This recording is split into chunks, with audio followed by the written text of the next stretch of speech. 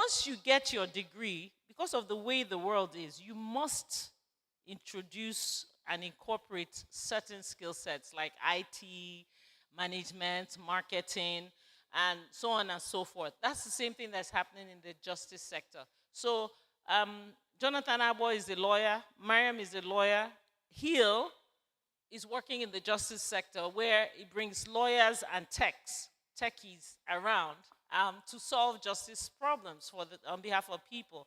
So that's another thing HiiL does. So for innovators, we provide ideation stage, we do incubation for them, and we worry about startups. Then the other thing we also do, which is what Mariam will come and talk to you about, which is the reason why we're here, we try to go in to see what best practices are out there and also see what is also obtainable in research that has worked and merge them together under a guideline.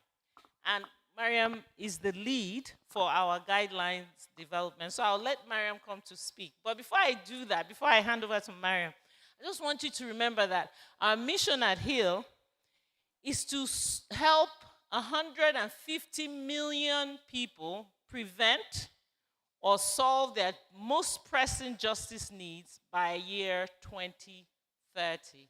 And as you can see, 2030 is around the corner.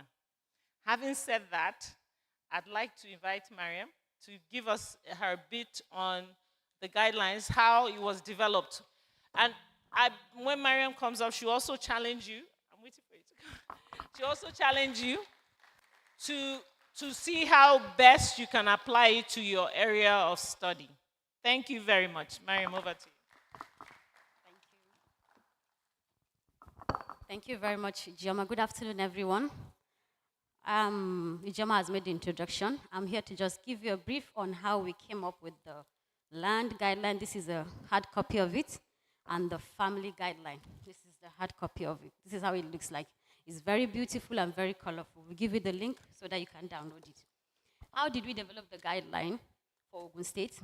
We brought together some high-profile people in the room involving researchers, lawyers, traditional rulers, religious rulers, members of the ministries of justice and other sectors, people who will come together to identify people's justice problem. And again, we hired a researcher who is by the name Jonathan. So what we did was we collected literature research, what Jonathan did, and we also conducted interviews. And based on those research, that's the DEX research and the evidence-based research, that's how we developed the two guidelines. And why did we do the guideline? It is said that by 2030 and the future years to come, the legal profession will die a natural death. I'm saying it and looking at Jonathan. Why? Because a day will come when a medical doctor will resolve a family dispute problem. A day will come when even an accountant can resolve a family dispute. Why? Because courts are being given so many cases. There is backlog of cases in court. And these judges and even the lawyers are being burdened with so many cases. So what HiiL did was to develop this guideline and train people on how to use the guideline. So the first guideline that was developed is for Ogun State, and this is the copies, family and land guideline. So today in this room, I challenge all of you to pay attention to this training. Why? Because one day, as a doctor, you will be faced with a family dispute. Example, domestic violence, rape cases, and with the knowledge of this guideline, in minutes or even days, you'll be able to resolve a justice problem that would take 2-3 years in court. And you make the victim or even the survivor even more satisfied than what will happen in an open court. So many rape cases, so many domestic violence cases are not even heard in the courtroom. Why? Because there's stigmatization and there's this secrecy of family.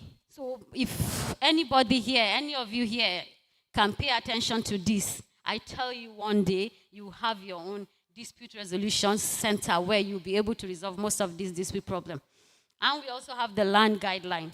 I told you it's a combination of the DEX research and interview conducted for the people of Ogun State. So this is specifically for the people of Ogun State, and we intend to see how best we can expand it. Guidelines can be there. I know many medical students here know what guidelines is. You have guidelines on public health, just like we have doctors in the past and lawyers and nurses. They were overburdened, and with development of guidelines, World Health Organization developed guidelines where you have public health practitioners, emergency nurses, so many other professions within the medical profession who are doing well. So that is what we intend to do for the law profession, but not only for the lawyers, but for every individual. Why? Because we are people-centered, and our goal is to focus on the people. But I wouldn't want to say much. I want to leave it to Jonathan, who will give you the training on these two guidelines, and we'll be sharing the link where you can download these two guidelines.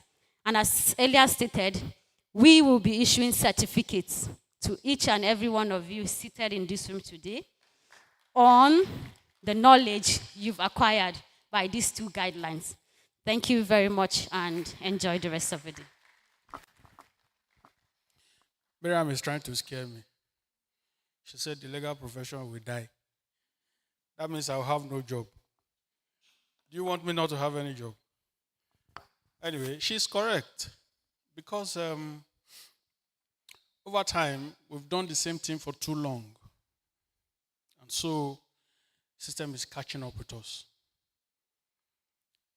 I'm not sure all of you here are law students, medical students from different disciplines. But as you would notice, one of the objectives of today's training is how guidelines work for different stakeholders. So you do not have to be a lawyer to resolve disputes. I'll give you an example. Family counselors can be resolving marital disputes and issues like custody, maintenance, and emotional support to come up. Isn't that correct? And then they will have to resolve it. You're giving justice, even though you're not a lawyer. If you're, for instance, a psychologist, that's the essence of this training. The second thing you take is how guidelines can be used by practitioners on a larger scale. Yes, so the idea is to expand.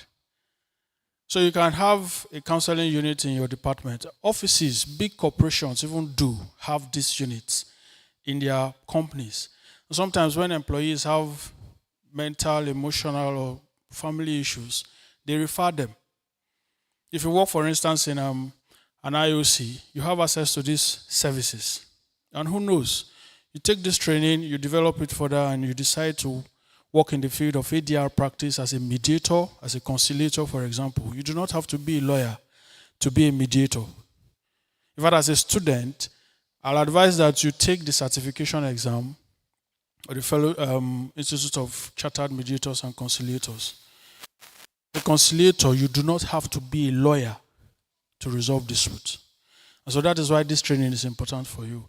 And then how guidelines can complement your work on a daily basis. You will resolve problems, even as a medical doctor. Patients will come to the hospital and scream at you. You tell you you're not doing what you ought to do. And then you probably have the tendency to shout back.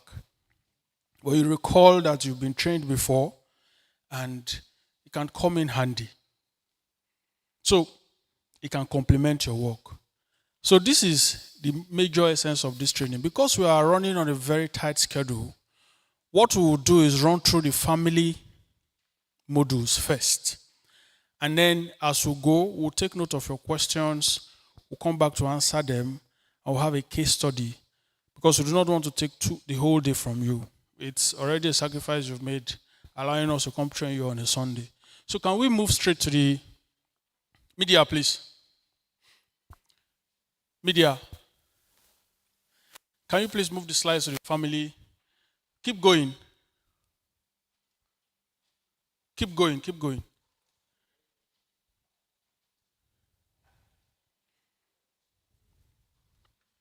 Keep going. I'll tell you when to stop.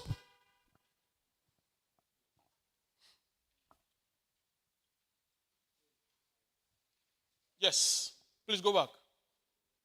Yes, thank you. So this is the first module of the family guidelines. It is titled Awareness of Responsibility That Comes with Being a Member of the Family. While it is designed primarily with parents in mind, you are also someday going to become parents. And as adults, you might come across issues in your respective environments. Maybe here in school, maybe when you go on holidays, you visit your aunts, your uncles, your siblings, and you notice that they have issues. What are some of the things that can help you to resolve disputes that you see around? Research has indicated that one of the most difficult problems that families face is that parents sometimes run away from their responsibilities, especially in conflict situations. So the man is not happy with his wife, and the next thing he does is stop providing food, stop paying school fees, stop paying medical bills, and so on and so forth. So, what we discovered after conducting this research is that a lot of people need to understand that conflict